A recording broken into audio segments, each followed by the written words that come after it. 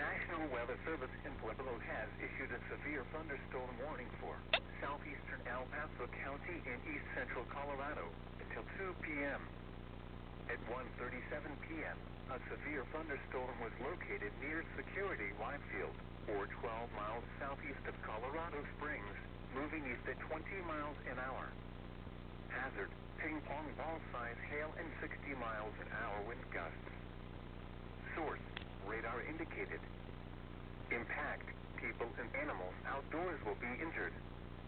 Expect hail damage to roofs, siding, windows, and vehicles. Expect wind damage to roofs, siding, and trees. Locations impacted include southeastern Colorado Springs, Fountain, Hanover, Ellicott, Schriever Air Force Base, Security Widefield, and Cimarron Hills. For your protection, move to an interior room on the lowest floor of a building.